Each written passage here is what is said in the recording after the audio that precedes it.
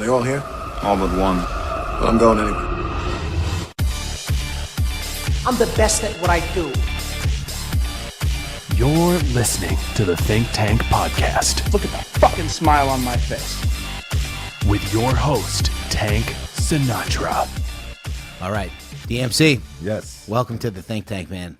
Glad to be here in the think tank. Yeah, you think you're glad to be here. I am glad to have you, man. I'm a big fan, big music fan. Friend. I don't like the fan word. What do you say, friend? I'm a big music fan. Fan is like the F word to me. It is a little bit derogatory to myself. Like I'm a fanboy, but I don't give a fuck. I'm a huge fan and a friend. I'm a friend now. But we're a friend now. Exactly. So, I don't even know where to start. I don't like, honestly, there's so much that I want to know, but I want to thank you for coming in. Thank you for your contribution to society and culture. Thank you for liking it. Yeah. I'm throwing it right back at you, though. You might not have liked it. That's so funny. So, yeah, that leads me to, like, I don't have my first question. I just have a million questions. But the thing I've always wondered about you and what you did and what you were a part of is, like, when that was going on, right? You know what I mean by that? Like the beginning? Right. When you were unsure, things were not like fully popping yet. You were not like Right, in touring. the beginning. Did you know what was going on? Did you have any clue at all what you were a part of? No, not at all. None. I was just pretending to be Grandmaster Flash. It's amazing. Pretending to be Modi. Pretending to be Zulu Nation. Yeah, Pretending to be Curtis Blow. It was all make-believe to me. really. All make-believe. So you were Run just, had it a little different because Run's brother was Russell, yeah. who was managing Curtis Blow and Super Rhymes and Davey DMX. So Run was seeing hip hop. What's happening now? What started happening, in the 80s? Run was seeing that gel in his living room. Yeah. So he had a little bit of a leg up as far as seeing the magic Right. Or seeing the foundation. the foundation Yeah. being built that was going to support everything. You know what I'm Yeah. saying? Like, for me, it was like, pretending to be Spider-Man. I'm pretending to be like I don't do this. They do that. So I had no idea. That's the perfect description for me. Was all make believe. I was Easy D. It's easy for me to write rhymes, and my name is Darryl, so I put a D in front. I wrote a bunch of rhymes, and then Run saw that I had some rhymes and said, "Yo." He looked at me in 9th grade. Whenever my brother lets me make a record, I'm putting you in my group. I looked at him like, "What the hell are you talking about?" Like, it went in one ear out the other. The 9th grade, I went to a completely different high school. Run was doing it since 12. Run would leave in the summertime. "Yo, D, I gotta go. Russell's taking me on the road. Bye, Joey." And my life would I'd go home and write my rhymes. You know what I'm saying? But I would sit there and listen. And Run hated this even in the early days of my career. I didn't see me. Run hated me because I would sit there and listen from like 82 to 86. I would sit there and listen to everybody else Yeah. because they were great to me. So those guys that came before you, you really looked up to them and tried to emulate them. Right. Yeah, because they were like what we're in right now in like the internet space. I look at kind of similar. Obviously, time will tell. Right. But it's all brand new.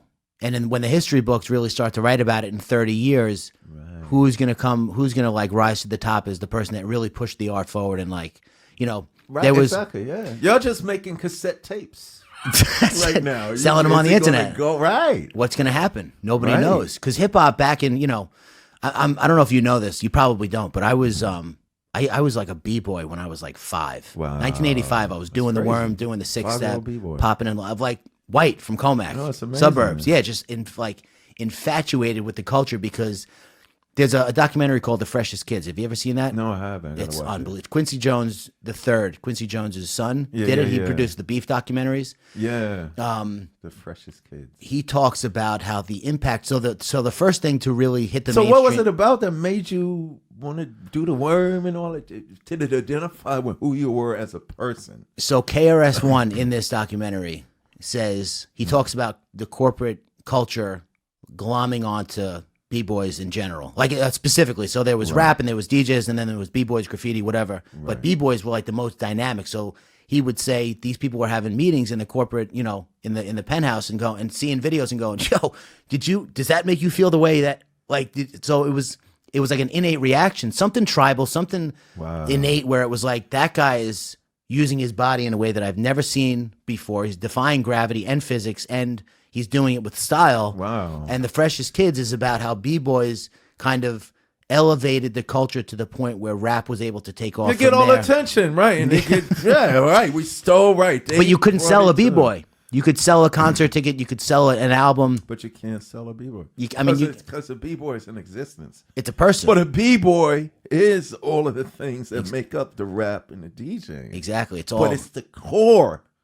It's the power thing. Like, to discover the secret, to discover God, you discover the B-Boy, because that's the energy. Yeah. It's the energy. And I think everybody is drawn in some way to energy, and music just really, like, for some people, I mean, some people, my wife is not a huge music fan. She knows music exists. If a song comes on that she likes, she'll bop her head to it. But I'm like on Spotify. I used to be in the record stores. I used to be like just buying CD. That's what I spent all my money on. Right. Because music gave me something that I couldn't get from anything else. Right. You know what I mean? So, so when breakdancing or b-boying became like the preeminent part of hip hop, I'm so sad and mad about you just made the B-Boys did all the work. No, they didn't do all No, the work. I mean the work of ever to look. They were the thing that made people go, oh. But it was all. And then the rap. Like for me, I didn't. For me, when I was growing up, I didn't. Hip hop was just, oh shoot, you could tell stories about who you are over music, which it is wasn't incredible. Me wanting to be right, which is amazing. It gave me a voice. I went to Catholic school my whole life. I was a straight A school, wore glasses, everything, everything that was of me it's not very hip hop was something that was against my existence. Yeah, Catholic school, straight A student, nerdy, glasses. It wasn't until I got on a record and said, I wear my glasses so I can see, that the world said, oh, this guy's powerful. And how old were you when that happened, when you started like really getting into the clubs and performing? 18. Yeah, 18. Fucking crazy. So, I mean, fresh out of high school, second year semester in St. John's University, and didn't know what the hell I was going to do with my life. Hey, you rapped about that too. Yeah, I mean, you're right. I mean, it gave me a way to say, look, I couldn't rhyme about being in a gang. I wasn't in no gang. I had to be in a house when the street lights came on. You know what I'm saying? I didn't go to jail. I ain't sell drugs. But the only thing I sold my whole life was comic books. Yeah. But hip hop gave me a platform to speak proudly about who I am and not be ashamed. Yeah, which is what you've done since then. Exactly. Which is really interesting because sometimes people will expose themselves, become vulnerable, put themselves out there, get a couple of like people who go, oh wow, that's real. I just saw him be real for a second, and then cower back, and then I can't do that all the time. You're like a raw nerve. You got to keep it real. Now, that being said, I never knew this would happen in hip hop. In music, generally, entertainment, you have acts, ACT, act. That's an act, and you have artists. Mm-hmm. And the scenario that I mean is like nothing against her. Yeah, Britney Spears. She needs a writer. She needs a choreographer. She needs all of this. Yeah. But then you have Sheryl Crow. Matter of fact, Sheryl Crow don't even need an electric guitar. Give her an acoustic guitar, stage in the audience. Yeah. And watch what happens. So with hip hop, for me, it was always the first guy that showed me the light of how to be a real artist in hip hop and not just make records and topics to sell was Kool Moe Dee. Mm-hmm.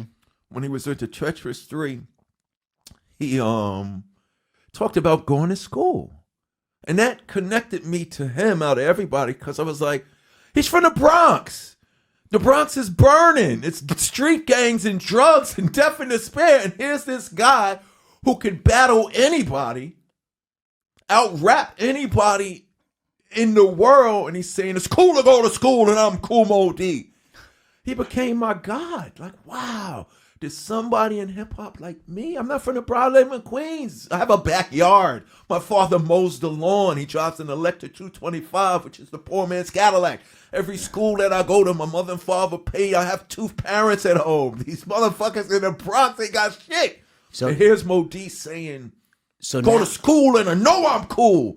Yes, that made me feel like invincible. So now imagine not being from New York, not being in hip-hop at all, being from Kansas or from Oklahoma or from Germany and hearing that and having no way to know what goes on. Like, that's what... You couldn't see, you just hear it. but they described it in such a way that was like Melly Mel, the message, right? Oh my goodness. We just talked about that over there. It's hard not to. It's like a jungle sometimes, and that's universal. It's hard your not to. Your mother feels that. See, that was the power in it. It was young people saying it, but your father felt like that. But if this music existed in the 1800s, they would have felt that. Yeah, exactly. You know what I mean? Right. It's about the human condition, which is why the human condition. The classics of literature like Shakespeare, although I've never read it, I've heard that he wrote some pretty good themes about being human, and I just can't understand the language. We but need more of that right now in this world we live in now. That's what I'm trying to do. Trying to just break down the barriers and let people know that, not that I'm trying to save the world, but like I don't look like somebody who should be self-aware and loving and pray. You're and not trying to save the world. You're trying to save the world. Yeah. The world really is without all the noise and nonsense. Yeah, without all the fronting and the pretending, and I mean it's at an all-time high now. It's social media, and it's hard not to. Like I don't want to post a picture of something that goes wrong in my life. Why would I? Why would you? So you post stuff that goes right, but then you give an incomplete picture. Well, I can only post stuff that goes wrong in my life because people keep asking, "Why you ain't on Run's house?" Yeah. Oh, you really want to know? And it changes people. Yeah. Like, for me, wait, everybody. What do you mean? Why? What are you talking about? Well, one of the house? reasons that I wrote my book, 10 Ways Not to Commit Suicide, was everywhere I went, this was what I get. Because Run, after Jay passed away, Run had 10 years on TV with his TV show. The first year, people was like, D, we waited for you to come and you never came. Second year, we waited for you to come and you never. Third, we know DMC's gonna show up on Run show now. Fourth year, fifth year. So everywhere I would go, the first question I would get, DMC, there's a beef with it. Go online and see what they said. Russell and Run, Jerk D and stuff like that. D's fucking starving and running. Russell's rich, like all type of shit. The main question in my house for not being seen, if you don't see me, is why you ain't on Run's house? So I would say, well, I just got out of therapy. What do you mean you just got? Whole thing would change. They forget about Run-DMC. What do you mean? Well, I was alcoholic. I found out that I was adopted when I was age 35. I was depressed. I was suicidal. Really? Tell me more about that. As soon as I would tell a person that, they would go, can you come talk to my father? Can you come talk to my sister? Can you come talk to my daughter? And I realized the same way that I related to people by talking about the good things in my life. It's Christmas time in Hollis, Queens. I go to St. John's University. I love look at me in my sneakers. My life was always, hey, I'm Darryl and I'm your friend. Oh, we can relate to that because that's real. I realized even in my darkness, it had more power than me talking about the good things. It was even better for me to talk about those things because now I've never told anybody this, D, but, oh my God, D, you too? Like crazy. Oh, I like comic books. Really? I knew there was something about you, D, that I liked about way better than Joe and Ray. But when I talked about the human condition, people totally forget about the fame and would say, yo, my dad right now, and start confessing to me. Yeah. It's crazy. And it was no different from when I rapped I'm DMC in the place to be. I go to St. John's University. Since kindergarten, I acquired the knowledge. After 12th grade, I went simple little that I did.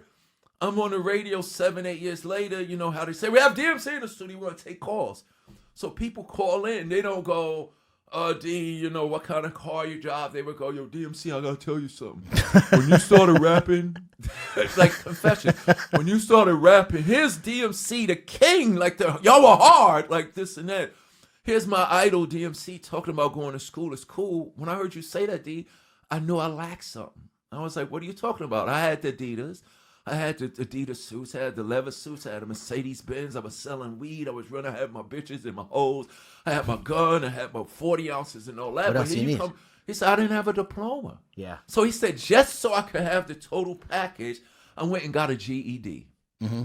That's simple. Like, wow. But then he said this, yo, with that GED, I was able to take courses at the local community college. He said, when I walked in those doors, I saw a whole world of possibility for me that I didn't know exists. So I guess it's all about discovery. You know what I'm saying? It's like, And I think for me, my whole career was the difference. I guess for me as an artist, it was like, I told y'all on every record everything that you knew about me was what you knew because I said it on record. Outside of that, Run was Run. He talked about who Run-DMC was. People said, man, we used to be so mad that Run wouldn't shut up because we only heard from you on your records. Mm-hmm. So now when people approach me and I say, well, I just got out of therapy, it blows them away. Yeah. But it's like, wow. I knew there was always something I liked about you. Yeah. Well, have you ever seen the videos where people do, like, they bring two people together who are not supposed to get along, like a white supremacist and a black guy, or a homophobic guy and a gay guy, and they give them the DNA test? Maybe not the homophobic and the gay guy, right. And these people find out they're way more alike than they are different. I think that aside from the biological standpoint, if you do what you do and what I try to do and just share openly about what goes on in your mind and the good stuff and the bad stuff, right. If people would talk to each other, war would end, racism would end, sex, everything would end, because it would just be like, we're all the same. Right. We really are. It's not. And so going back to, I hope I didn't insult you with the B-boy thing. I love that. No, I'm like, no, that's true.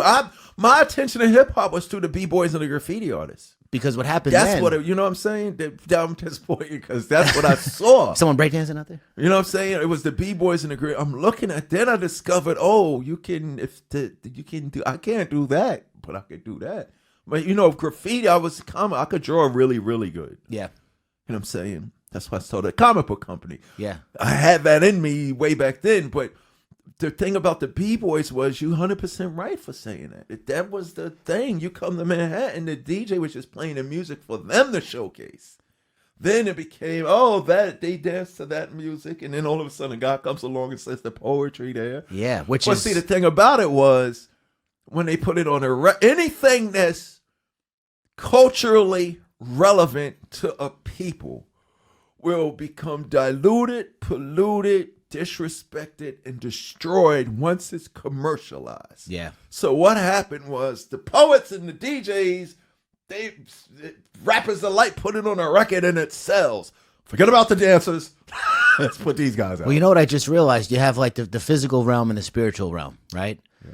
So with the b-boying, you're limited by your limbs and physics, really. Right. But with the mind, when you bring the mind into it, maybe that's why rap surpassed everything as the foremost. That's why rap became like synonymous with hip hop. People say hip hop and they think it's music. They don't know. A lot of people don't know that there's a whole other set of it. Art, speech, and talk. But that's really interesting because the mind is just obviously so much more unlimited. But see, the mind is supposed to go, okay, if they could have the ballet at Lincoln Center, from whenever ballet started in the 1200s, we could take that b-boy thing, but nobody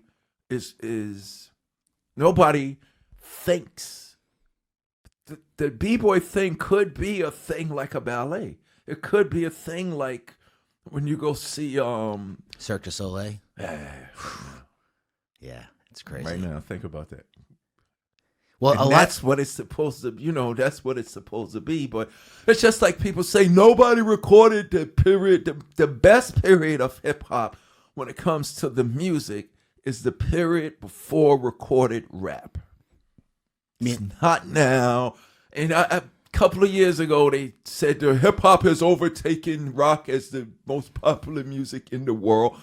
I beg to differ. It was always the most popular music in the world. Now that it's commercialized, you're counting numbers and stuff like that. Yeah. But the same numbers going on now in the industry was going on when I would say my allowance to buy a live performance at a Cold Crush. Yeah. Cold Crush probably sold more records and tapes than Eminem. Yeah. But it wasn't documented. Yeah. If you understand what Of course, yeah. But what happened, so you had the uprise and then wherever like the graffiti, which I guess was illegal, so it couldn't go too far. Right, the b-boy, exactly. which was dancing, so it couldn't go too far. Right. Rap just took off. It really brought everybody in on this inside little world where like it was kind of like it was you were getting privileged information that like you would have had to suffer to get it. You would have had to grow up in the projects to get this information. Exactly. So you said where music succeeds where religion and politics fail. Yeah. Which I think is probably more. I don't know if you know how profound that is and how true that is. Obviously, you wouldn't say it if you didn't think it was. But I feel like music has done more for any activist movement in the world ever, because it's taken somebody like me and people, countless others, from all over the world, and bridge the gap between, like we just said, like if you would just sit and talk, it's a one-way conversation. So you're talking to me one way, I'm somewhere in Northport, Long Island, listening to the music. So it's a one-way conversation, but it's still a conversation. Oh, for sure. And I think that to just underscore the importance of that is really like, it's powerful. It's really impactful. Very, very powerful. But that's being said, over the last year or two, we've been doing a lot of, I've been doing a lot of panels and discussions at schools and colleges of the lack of protests or people movement music. You think they go hand in hand? Yes. But we're at a point now where it's not cool to talk about the human condition. Yeah, we got to change that. That's the problem. That's why we got these podcasts, what you're doing now. Yeah. And that's why, hip hop is punks. As hard as these motherfuckers think they are, they all punks, because we live in a generation of wars, two Gulf Wars, all of this.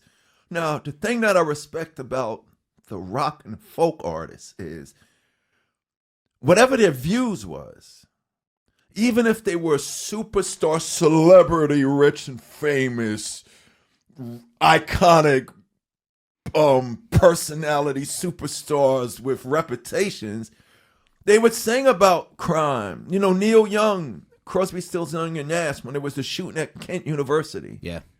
They did Ohio. 10 soldiers and Nixon. They sung about it. So Marvin Gaye, sexy soul love man, let's get it on. He did What's Going On. Mother. James Brown.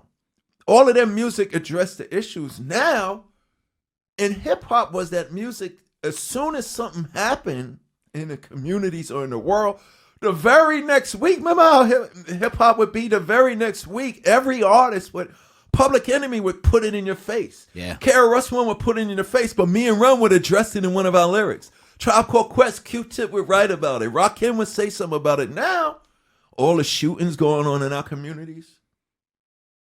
Why isn't there, from this young generation who's supposed to be so cool, telling my old ass to shut up, there hasn't been one song about all the police shootings. Yeah, it's true. Think about it. Think about it. There hasn't been one song about the conditions in our school. And when I say this, people say, "Dude, you're just saying that because you're a man now." Nah, but I'm true. a 54-year-old man that think the same way when I was 12. Yeah. And that's a problem with me. I think people are more scared now. I think what you guys did was very brave and innovative. That's why I say they were punks. Yeah.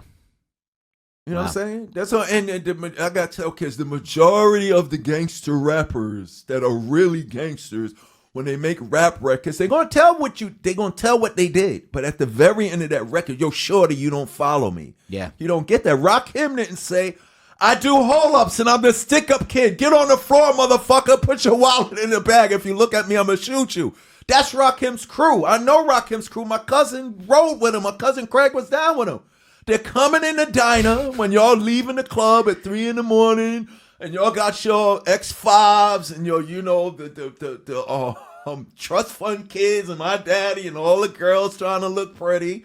Rakim and them and his crew's coming in taking all your shit. Rakim is But when Rakim made a record, he said, "I used to roll up. This is a hold up. But now I earn to learn because I'm righteous." So all the little stick-up kids said, yo, because he's the God MC. Yeah. The God MC said we don't have to do that. But then they do this to us.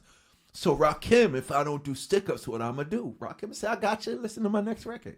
So they don't do that no more. They coming in. You got these, and it's not about censorship and freedom of speech for me. It's about genocide and homicide. Yeah. Because I'm moving bricks up and down. We're naming ourselves. We're worshiping Al Pacino and Scarface. Like that's something to celebrate. We're worshiping all the drug dealers from our various hoods. Like that's cool. Like that's the way of life. Those drug dealers didn't want to live that. When I was growing up, the drug crews in Queens, they didn't wear that shit as a badge of honor. Everybody knew who they were, but they didn't want that life. Yeah. They never said, follow me and do. They did it. So now because we can do it safely, we can get on records and talk about what we did. That's killing the listener. Just like you said, it's a one-way street. So kids think I could be an asshole, I could be a fool. Girls think I could get naked, I could go suck dick, I could be a hoochie thought mama. I can sell drugs like Jay-Z and 50 Cent. Going hard, right? Think about this, a one-way street. No, you can't. Yeah. You don't get the whole picture. 50 and Jay-Z got lucky. Yeah. Don't learn from 50 and Jay-Z. You know what I'm saying? Rock. But now they're thinking I can still sell drugs and rap and be famous like that. They don't know Jay-Z and 50 didn't make a lot of money till they stopped selling the drugs. Yeah. See, that's the power of the records.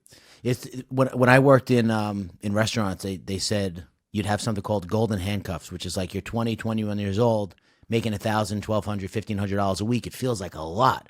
Right. But when you're 50, that money doesn't feel the same anymore. So to try and explain to people, yeah, it feels like you get a new car, you get a new watch or whatever, but you're maxed out. You're maxed out right now, so it's never going to get any bigger. We was making a $1,500 a show when which is a lot of money for us. Sure. For 18 years old, fresh out of high school. And Russell was like, you got another show for $1,500, so imagine doing 20 shows in the summertime. Yeah, you're killing But it. my whole thing was, the only reason I was allowed to go, because people don't understand the vision and being prepared for something, and also expectations of life. The only reason my mother and father let me go was because I was making $1,500 a night. And they was like, I said, Mom, because they wasn't going to let me go. Because they was like, first of all, what the hell is this hip hop shit?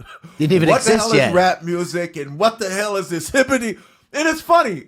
Mumble rappers shouldn't feel ashamed because people in there, what's the mumble rap name? It was the same for us. What's this hippity hoppity hippity gibberish? Like, it's the same thing. But I had to look at my mother so Run wouldn't be mad at me because my mother and father said, no, you're not. What the hell? You made a record? Like, I didn't even tell my parents I made a record because I was just pretending. I went to the studio and made a record with Run. Run and Russell knew this was real. To me, I'm just going to get played on Mr. Magic.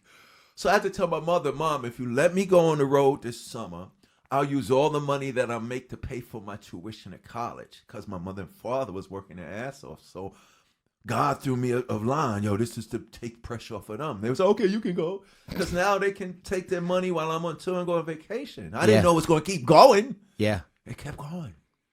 Because my intentions personally was right. Russell wanted to be successful businessman, this and that. Boom. Run knew. Run was watching Curtis Blow and Rappers Delight and The Message get paid. Run was like, that's what I want to do. I want a Bentley. Yeah. I want a mansion. Me, I was just fucking... Even in 1986, at the height of our career, I'm still in my bedroom at 18 years old just writing rhymes in my notebook. Yeah. I had no idea how tricky was going to blow. It was fun. I never even considered that. My wife looked at my son the other day. My son is 5. He's going to be 6 soon. And she says, what do you think he's going to do when he grows up? And I looked at him. I'm like, I have no fucking idea. I have no clue. And then she goes, did you think your mom knew you were going to do what you do for a living when you were his age? I had no idea. So what you just said, what is this hip hop? Hip hop didn't even exist. The internet didn't exist. Memes didn't exist. Podcasts did not exist when I was 5 years old. It's exciting and a little scary to think about how much the world can change in a couple of decades. Like stuff that did not even, professions that didn't exist are now dominant. You know what I mean? Yes. Hip hop Hopefully. did the same thing too. 100%. I tell kids hip hop didn't just create rappers. I say rappers is the lowest denomination on the totem pole. So they looking at me, but see, that implies imagination. The scary thing is when you tell kids that, it implies imagination, commitment, dedication, and work. Discipline, yeah. It's just like Jesse's friend Scoggins would tell her, the work is this. It's like hip hop didn't just create rappers. I said lawyers, marketers, directors, cameramen, audio vids. See, kids don't see that. They just see Lil Wayne. I tell kids, I don't exist if it's not for my manager and the people around me in the industry that you worship, that one individual. There's a multitude of careers for you. That scares kids. because they just want to have a skill. I said, it's good to be LeBron, but what is LeBron going to do? That's why LeBron is making moves right now to prepare for when he's not playing ball no more. Yeah. But LeBron has people around him that, you know, the doctor that's going to, when LeBron quits, the doctor that worked on LeBron is going to work on the next superstar. The manager and the agents, the community, the guys that's on TNT and TBS calling the games now. When LeBron the player, they're going to be sitting there 5 years now calling the games for the new superstar. So hip hop arts always provide an opportunity. I always tell kids, take advantage of every educational, I scare them with that. Take advantage of every informational, artistic, creative opportunity that comes your way.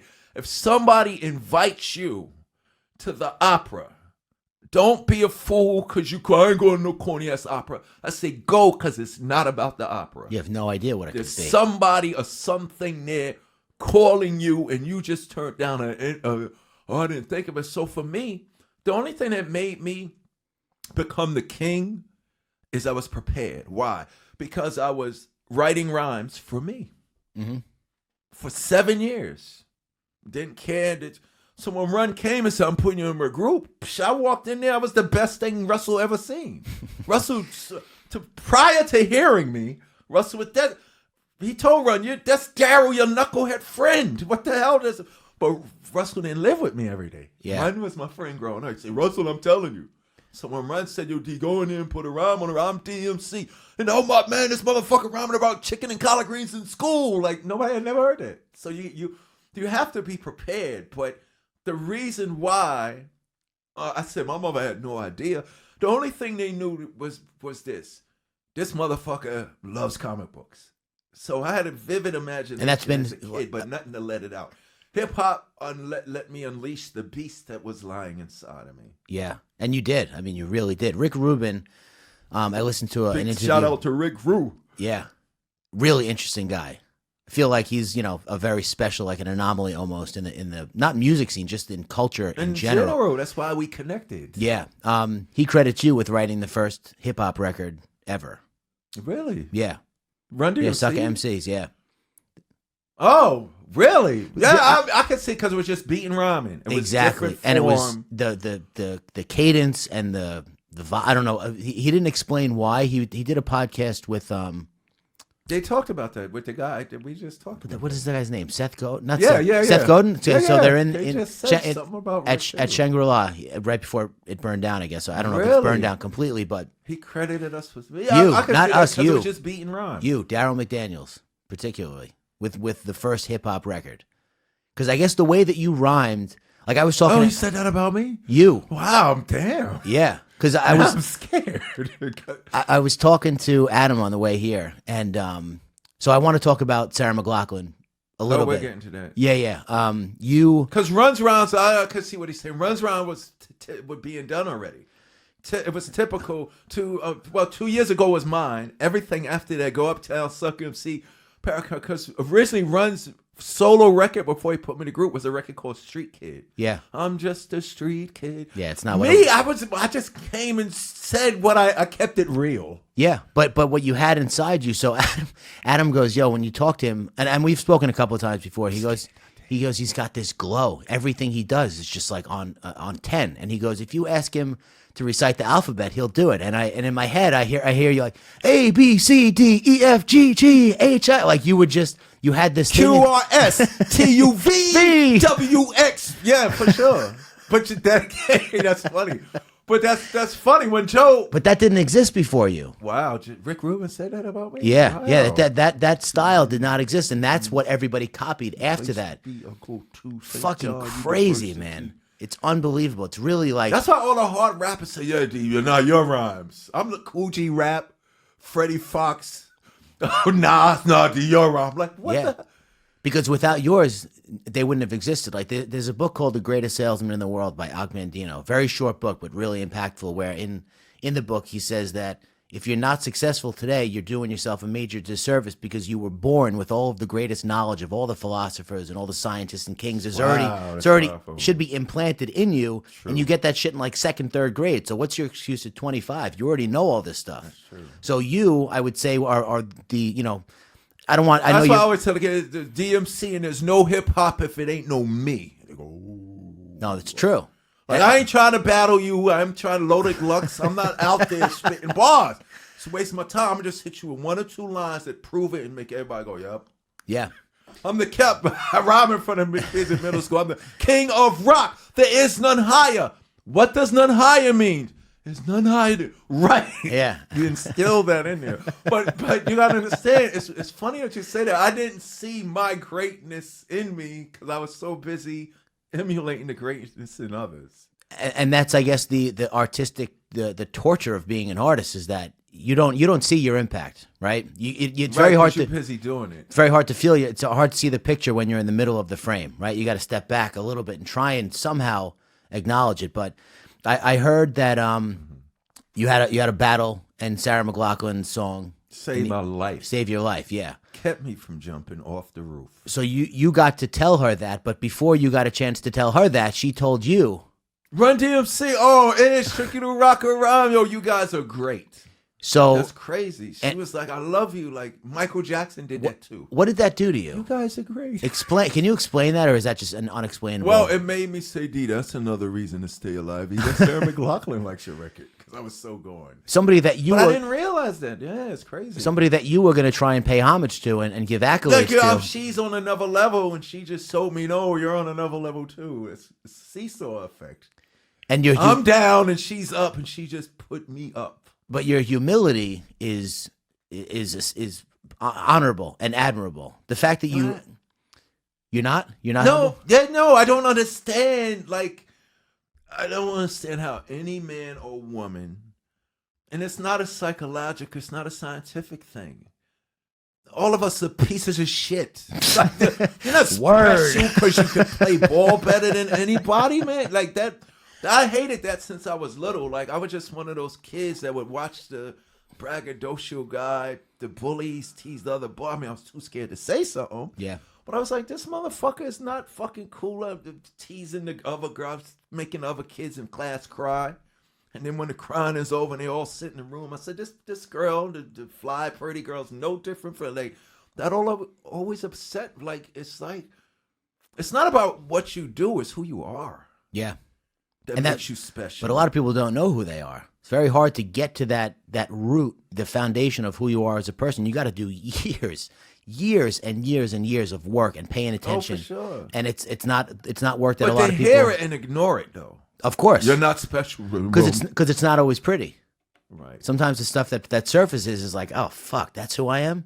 Right. That's who you. That's a part of. That's a part of who you are. But you're also right, this. exactly, right. Exactly. You got to be able to step back and look at it honestly. Yeah, and that's why I said, objectively. no, don't say you're my fan because that implies that I'm above you. You're my friend who likes what I do. No, man, I'm a fan. I just but say you're so agree. But Because there's something that you could do that I could never do. Of course. And that inspires me. It's reciprocal. Is that the word? Yeah, Inspiration is, you inspire me so much. You just inspired me by saying that. Yeah. Rick Rubin just ruined my day, but in a good way.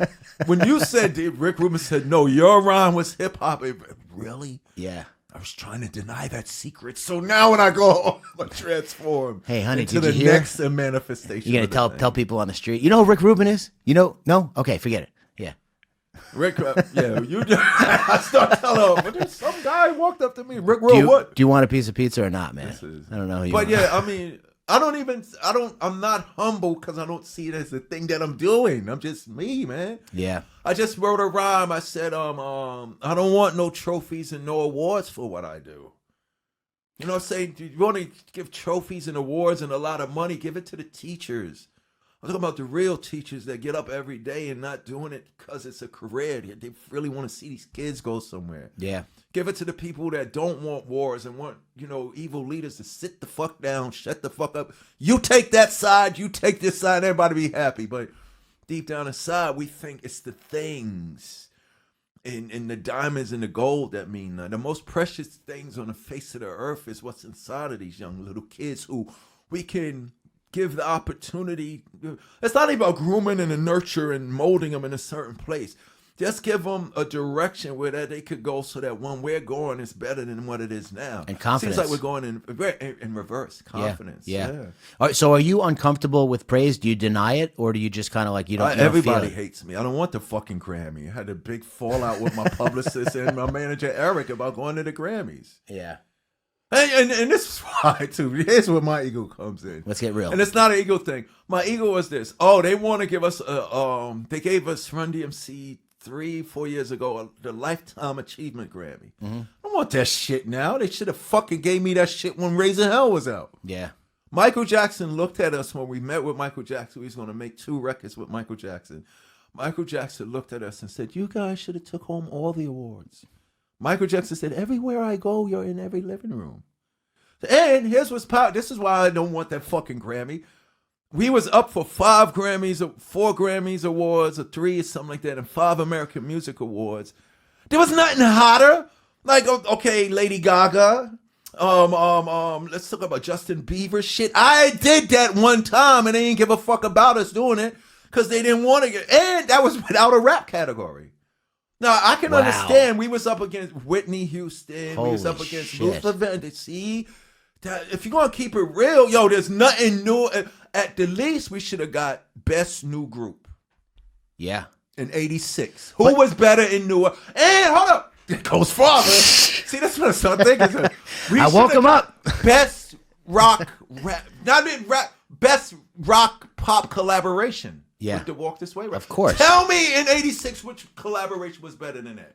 It wasn't Mick Jagger and Bowie. But the awards don't matter At all. That's why they don't matter to me now. Because now, the impact. When everybody said that around, that's not even my thought.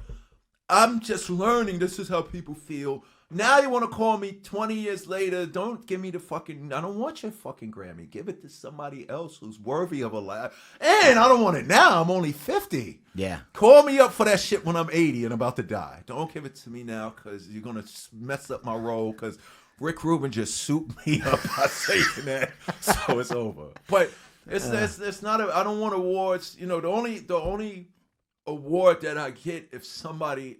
I don't need to sell 10 million records. If one person said, "Yo, D, your verse touched me," Yeah. I win.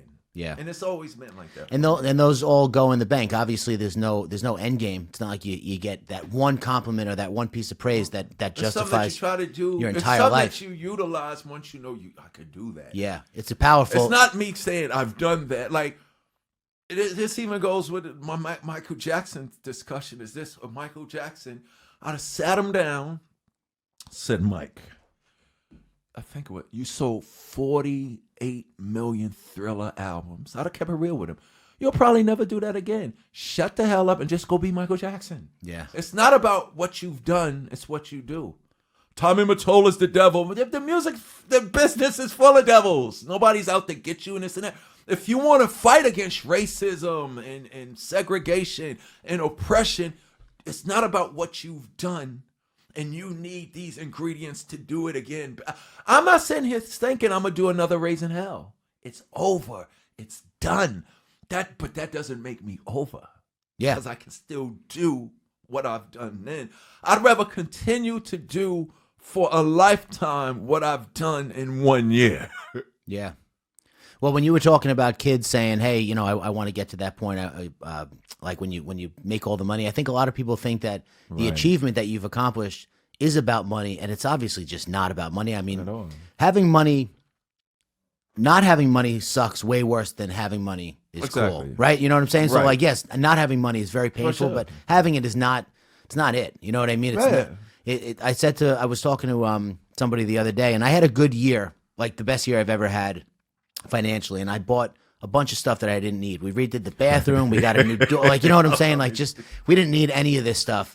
And I said to my wife, I'm like, when you first get a little bit of money, just buying anything makes you feel good because you bought it. So you go buy a jet ski because you can. You don't even want it. You used it 3 times and then it sits in the backyard and collects dust and breaks down. For real. And what you got to figure out at that point, which is why I think people hit depression after success or winning the lottery or whatever, is because you still have to make tough decisions about who you want to be and what kind of life you want to live, and the Is choices. this all there is to it? No, of course not. But There's people with no money happier than people with money. of course, because at least they can look outside of something and say, "That's why I'm stressed.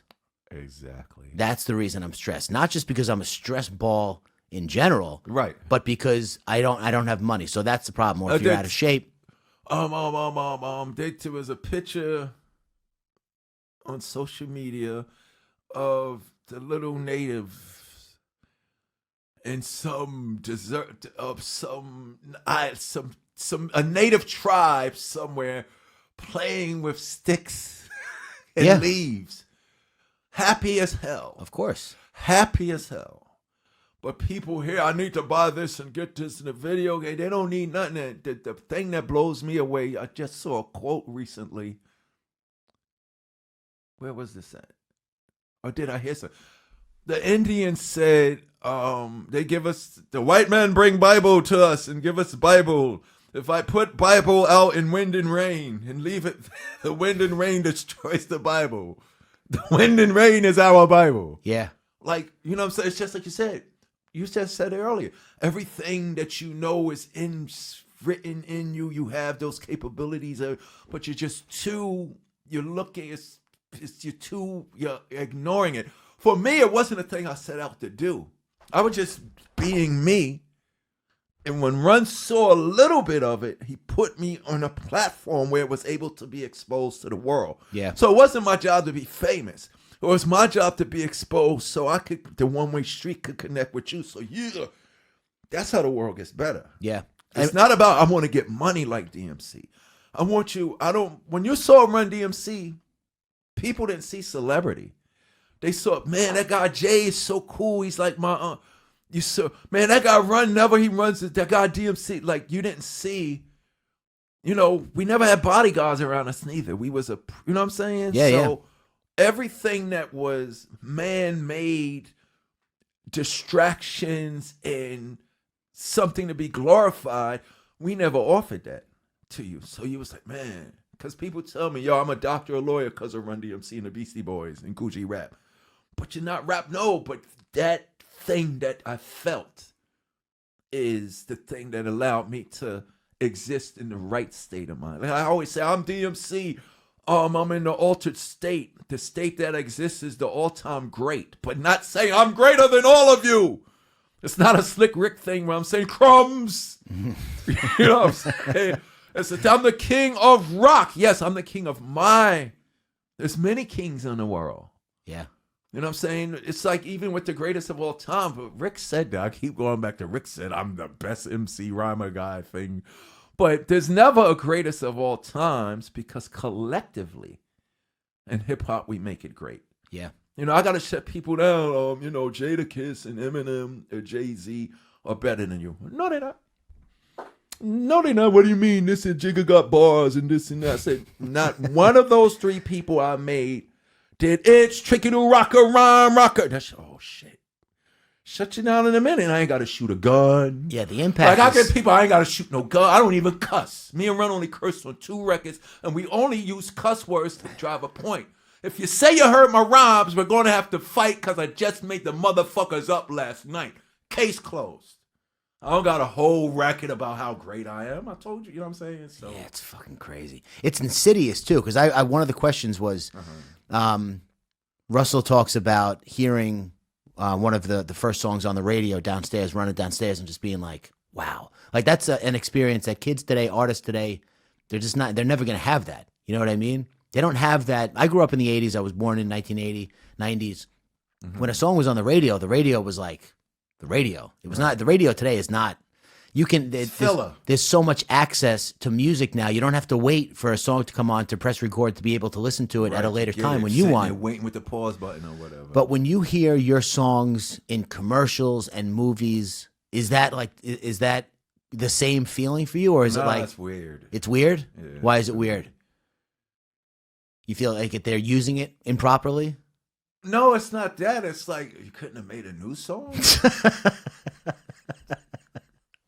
They couldn't have made a better song. No, but I understand they're using me to get attention to the thing. It's all hypnotic, this and that. You're like, Make news, like make a news. See, that's my problem. There's so much access in this. I can understand that. Music is disposable, yeah, but you only throw away shit that is not worth anything. Exactly, yeah. You know what I'm saying? Yeah. Like when I was but see, the guy that writes jingles for commercials is an artist. Sure. Like the character in 2.5 Men or whatever that show is, you know, what's the actor name, guys? Charlie Sheen? Yeah, his character is a jingle writer and stuff like that. That's the only reason I'm mesmerized. Like, I'm funny. I'm so not even artistic. I'm sitting there. Let me see what he's going to come up with. And it's a show, but I'm saying he's going, so I'm excited about that. Like, make a new, so it's not, you know, I'm not, they're using my record, this and that. It's like, wait, it's like, Trump can't play my music because I'm not related to Trump. You know how it started. I'm writing a letter to Trump to stop using it on his campaign. I'm writing a letter. Did he use your music? Huh? Did he try and use your music? Somebody just Guns N' Roses. Bunch of people. Like everybody. Yeah. So the same way artists do that to that, it's the same way I want to do it with commercials. Yeah. But then people say you're going to be stupid because it's not about the money. Yeah. No, I want you to, if you want to hear my song, you can play it on the radio and say this was a great record. You come see me live to do it. Don't play my song when I'm fucking selling your pizza. That's just why I don't like that. There is one scene in particular where I feel like maybe you can make an exception in the movie Road Trip where they play It's Tricky. And the skinny dude, man, that is... the movie itself was okay, but that scene in general was like one of the best uses of music in a movie that I've ever seen. And white chicks. Okay. The scene of white chicks. Now, that being said, it's like... How many times have you been made famous again? A lot of times. The most recent one was real. This was crazy. The most recent one, I mean, it was fucking viral and everything. Ray Donovan. Yeah. The end of his show, he danced to Walk This Way. Oh, yeah, just watch that. That's crazy. Yeah. I came to the gym, every mall. Like, I just watched that episode. Just things like that. But see, I don't mind it in that realm because it's the music. Yeah, yeah. It wasn't about the pizza. Yeah. If you understand what I'm saying. Yeah, they weren't trying to sell something. They were using it to illustrate. A feeling, right. And again, cool. That took, like, I don't know if you've seen the show or not, but at that scene, at that point in the show, Ray and his son were not getting along at all. They were having a really tough time, and the music, I know, it was very powerful. Broke through that. Like you said, music succeeds with politics, and really, it's an emotional spirit. Oh, right. You said that. Hey, don't give me credit where it's not due.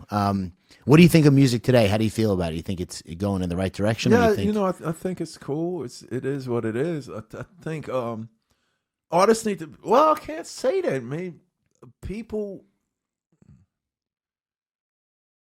Tough question. We need to. Yeah. It is what it is, man. Yeah. It is what it is. But to help. Do you like it? Do you like the music that's out today, or you've? Nah, my collection is what I listen to is all of the hip hop before rap is alike. On a daily. Before rap records was made, I got on CD. I got all the live performances, probably up to my hip hop stops at 1981. And it doesn't include the recorded message Planet Rock Rappers Alike. It's all of everything that was happening here in New York City. How's the sound on that? Good? Some of it is excellent. Yeah? Some of it is... That what makes it dope. The adventure. Yeah, that's true. You could hear... it's crazy. Yeah. And rock, so-called classic rock, 60s and 70s. And my rock thing probably ends at like the Pearl Jam, Rage Against the Machine. Yeah. Jane's Addiction. Like all the shirts, people always look at what shirt DMC's gonna have on today. All the shirts that the world sees me wearing is what I listen to on a daily basis. Yeah. And is there any new stuff that I listen to right now? No, not really. You like Kanye West? No, I was never a fan. No? No, never a fan. The only record that I loved of him was Jesus Walks. Yeah. That's dope to me. Well, he didn't even write those rhymes. I don't know if you know that. Yeah, that's Rhyme when Fest. I said that's why I loved it. Yeah. No, when I found out, whoa, that shit, just the whole thing. That's what I would have done. Yeah. At that time it is. But But it's not about a thing that I can gravitate in. Like I was just talking to some people. When an older person says, I must be getting old, I stop them. I say, don't put me in your fucked up category. Yeah. Most people say, yo, I must be getting old. No. When you were younger, the thing that made you love music, when we were younger, we had higher expectations of ourselves. It wasn't a music thing. It was higher expectations of ourselves. 99.9% of a lot of these songs that's out now is bad demos. Yeah. That just make it. That just get passed through. Because Mr. Burbage, my social studies teacher in 10th grade at Rice High School in Harlem, he said this: when everybody stinks, nobody stinks. Yeah. When everybody stinks, there's so much bad shit out there, it's become normal. Yeah. And think about it like this. People say, I don't like hip hop, this and that. It's like a underground thing to say, but everywhere I go, people say that. Yeah. Even the kids that listen to the music. Well, we just listen to it because it's their thing to listen. They don't love that shit. They listen to it like I'll sit there and kids will say, no, I listen to Kanye, I listen to Chance the Rapper, I listen to J. Cole. But the music that's dominant and prominent is so much of it that it's become part of their lives. If you understand what I'm saying. Yeah, they had one good experience with it at a party, and now it reminds them of that, but they don't really like it. So the next guy that does the same thing, it's a reminder, but it's not about existence. No. It's not about existence. So, you know, when I say it's not an age thing, there's not a generation gap, it's an information gap. The thing that made us so powerful was we listened to the elders. Why? Because the elders got information. Yeah. You know what I'm saying? We listened to the elders, and then we took what we needed from them, whether we wanted to or we threw away what we didn't care about. But we took that information and applied it to our lives. So put it like this. If I'm 18 years old and I'm going off of all the information from John Lennon and Neil Young and Shakespeare and Paul McCartney, and I'm putting it with my life, making it on my records, I'm 18. So everybody 17 and younger is getting this from me. So in the midst of those crowds, there were 9, 10-year-old kids who are getting this from DMC, who's giving them a flow through of information from the elders. When that kid gets 18, he's highly advanced. Yeah. Right now, you got grown-ass men, and grown-ass men mean this. You're 25 years old, man. Pull your fucking pants up. Yeah. Speak right. Not saying this isn't a perception thing or a discrimination thing. No, it's adults in the room, don't curse. Stop saying. And there's kids in the room, don't curse. Yeah. So when I was 12 and I was in the room with my 16 and 18-year-old cousins, they knew I was in there. So they knew what to get me. But then came the time when I was 18, my brother said, yo, D, you could come in the basement now. Yeah. Well, I remember my dad saying about cursing, because I used to curse a lot. I still curse everyone. Like, I don't know. I have runs with it. And he said to me, why do you curse? Because you think it makes you sound so smart? Or because you think your mother would be so proud? Like, I don't understand. Right. He goes, you're being lazy. Think of the word you want to use and then use that word. Don't say fucking this or fucking that. Like, think about what you want to say. Take an extra eighth of a second and figure out what you actually want to say instead of just the fucking now in 2018 is like what used to be. Oh, for sure. 30 years ago. You know, that's fucking really like no. Stop talking. Oh, for real. But that's being said, I always tell kids, yo, the dopest rappers don't curse. And the same thing with comedians. Like, there's a bunch of comedians who don't talk about anything that's like... And you cry. Yeah, because they're talking about, again, the human condition. Yeah, exactly. You know what I mean? Yeah, so the human condition is something that is universal. Always. And therein lies the love. I know that sounds freely, because love doesn't need assistance. Love doesn't need understanding. It just is that one thing that, I can relate to that. Black, white, Puerto Rican, gay... dyslexic. I can't even say that word. Dyslexic. That's what's funny. The word? Dyslexic. Can't speak. That. Whatever. All of that. Right. We all in that. But everybody. It's hard to deny that. If you're honest, if you get somebody who's whether it's a one-way conversation or a two-way conversation, who's honest with themselves. I think that's where most people get hung up. They can't be honest with other people because they're not honest with themselves. They don't know who they are. They're not willing to do the work to find out, and they just go through life hoping that something outside of them will make them feel better. Yep, for sure. And it's for not the me, way it was alcohol. Yeah. It works, man. Oh, English. It Yeah. works really good, but then you feel so bad when it leaves you. Of course. And So you go back to get it again. and it stops working eventually. When Chuck D, a Public Enemy, we was on tour in 1998, standing on the side of the stage. Think about this. We was on tour. It's Run-DMC, Public Enemy, EPMD, Eric B. and Rakim, and Jazzy Jeff and the Fresh Prince. Holy Shout out to Will Smith. So we all standing there, and Rakim is on stage. You heard those names I just said? Yeah. We're looking at Rakim like, oh, man, we can't do that. Like, excuse my language again. We fucked. Because that thing that he's doing was special. But it inspired us to figure out how we going to continue with this going on. But I was so naive. I was standing there with Chuck. I had a 40-ounce, probably Coke and weed in my pocket. I was just trying to do it all to fit in and be accepted. And Chuck said, I never got high a day, with his voice. I never got high a day in my life. I'm a man, damn it. I forgot what to discuss. And I heard Chuck say that. I left the backstage area, went in my dressing room, and I sat there and I said, damn, Chuck D never got high a day in his life. So how can he rhyme so good? Yeah. Because you think you got to drink and all that. And the reason why I bring that up, the first day that I got high because I wanted to fit in. Because everybody was doing it. And it makes you feel like you do. 100%. Yeah. Exactly. Then it got to the point where I didn't like the weed thing. Yeah. Because the weed thing, I noticed with the weed thing, everybody would lose shit and forget stuff. I lost my weed. Alcohol made you feel like invincible. And cocaine lets you drink more. And that became, wow, really? I didn't know that. Cocaine is just like a vitamin that allows you to drink more. I drank a fucking lot in 88.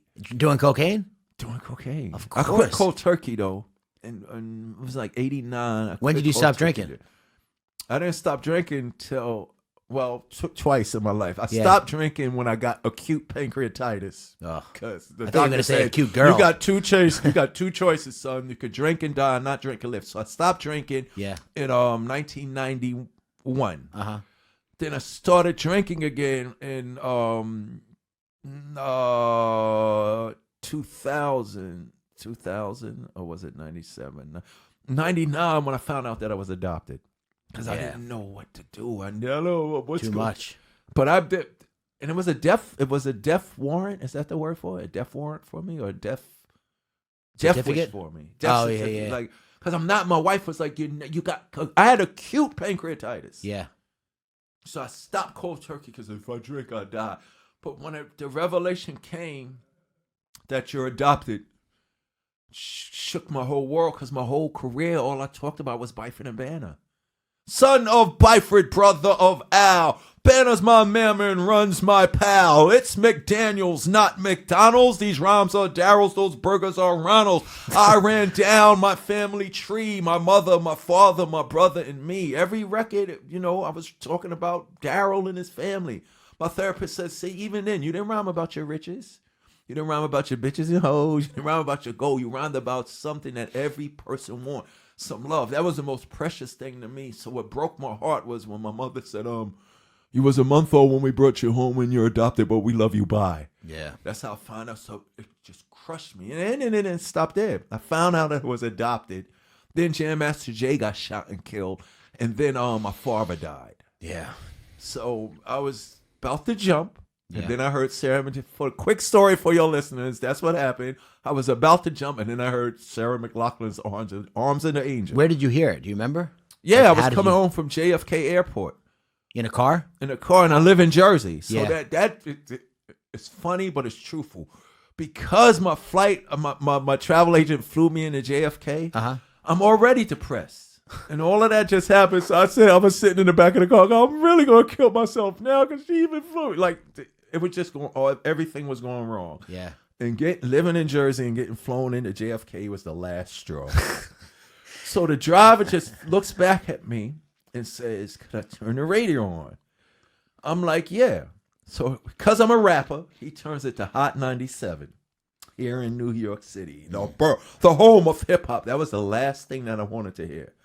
please turn it to any other station except that. So he turns it to Light FM. I'll never forget. Light In FM. the arms of the angel. Yep. Good song, man. Something in me said, yo, D, all of this stuff may be messed up, but if something this beautiful exists, it's good to be alive. And that's the only thing that gave me purpose. That song will break down even like the hardest dude, especially if they play that. But you know it's about suicide? Yeah. It's death. It's about the guy from the band, from the Smashing Pumpkins. She wrote it about the guy from the Smashing Pumpkins who OD'd.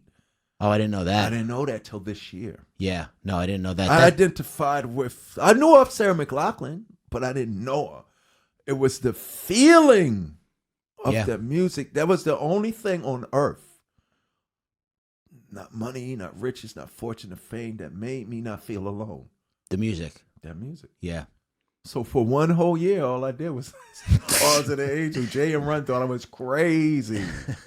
But it was the only thing in it. Like you said, I got to meet her. And it's funny, when I got to meet her, she said, Run-DMC is great, this and that. And I said, Miss McLachlan, the name of the song is Angel. You sound like an angel. People say you're an angel, but you're not an angel to me. You're God. And everywhere I go, every day, every walking minute of my life, when I'm awake, that's all I'm listening to. So she didn't know what to say. She just looked at me and said, thank you for telling me that, Darryl, because that's what music is supposed to do. Yeah. Shook my hand and walked away. Wow. That's crazy.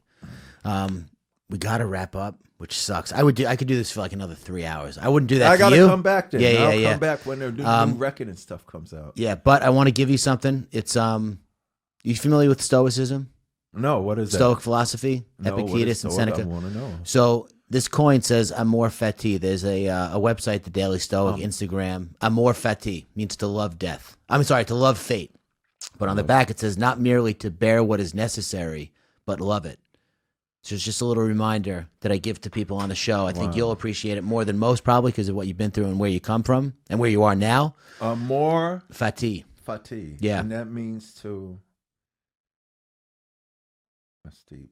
Yeah. I love this. Yeah. So I recently got into Stoic philosophy, maybe like 3 or 4 years ago. This guy Ryan Holiday, who's an author, he lives in Texas. He wrote "Ego is the Enemy" and "The Obstacle is the Way," and then a bunch of other books. But those two books, he basically like these Stoic philosophers were like really self-aware dudes back like thousands of years ago, but their writing survived. So it's a little outdated, but there's still principles, human condition stuff, all that. Wow. And he takes those principles and he applies them to life in 2018, and he connects the dots, and it's just really brilliant and powerful.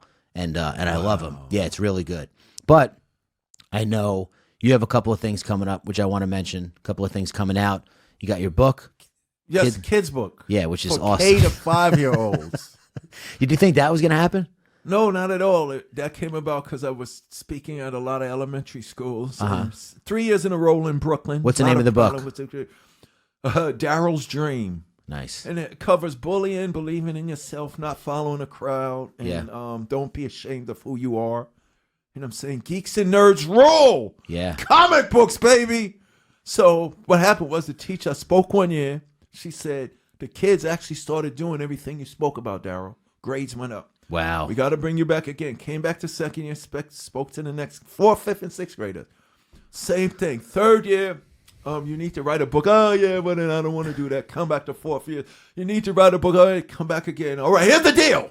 Stop saying that. I'll write the book if you help me. So 2 teachers who are on the front lines in here helped me write a book that's going to address everything that is problematic with our young people's situations in their daily lives. Bullying, peer pressure, not being ashamed of yourself, that whole thing, to do a book, just to speak to them in a language that, I need. Sometimes I got to turn the music off like I'm doing here and talk. Yeah. So the same way I talk to you is how I talk to these kids. I don't go in there and say, hi, kids. How many of you love rap? Well, I'm the first. I don't talk like that. I say, yo, what's up, y'all? My name is Darryl. And she said, yo, you're the only. They said we had astronauts come here. We had people from the NBA come here.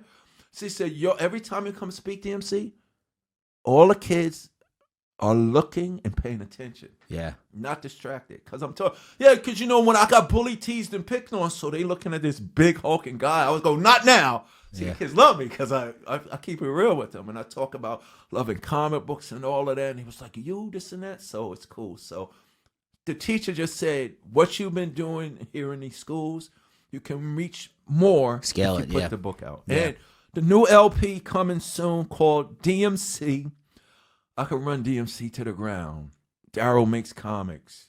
Doing mine's cool. D's for doing it all of the time. M's for the rhymes that are mine. C's for cool as can be. And to this day, you don't see the glasses, but you can say, why you wear those contacts? So I can see, because contacts start with C. So it never ends. So the new album, it never ends. But the new album really are the best ever. Dynamic musical collaborations. And it's me collaborating with punk, classic rock, alternative rock. The last 50 years, Dave Navarro, Joan Jett, Sammy Hagar, Sebastian Bach, Travis Barker, Mick Marsh from Motley Crue, Rome from Sublime, Miles Kennedy, Chuck D, a Public Enemy, Freddie Fox, a.k.a. Bumpy Knuckles, DJ Premier. It's going to be a crazy album. When is that coming out? Probably, I would say, maybe June, July. Oh, man. June, July. I'm I'm gonna start dropping singles from it too. So it's just DMC collaborating with some people, and it's just fun. It's not even about selling records. It's just about being kids and imagine being able to go in the studio with Joan Jett. Yeah. Like it's what? Are you gonna do something together? Like oh my god, it's just fun, man. Imagine being able to interview DMC. It's crazy. Telling you, man, you've had a big impact on my life and the world in general. I want to thank you for being yourself and being brave about it. Thank you for having me. Because what you're doing right here is the same thing. This is hip hop, baby. Yeah. This is hip. You ain't got to rap at all. But I will. You could break dance. Yeah, that's what. Spin on right. Just do some graffiti. Film a movie. Whatever. Yeah. Thank you for coming in, man. I appreciate it. Thank you. I'm glad we could do it. Me too. For sure. All right. Thank you. That's it, Shannon.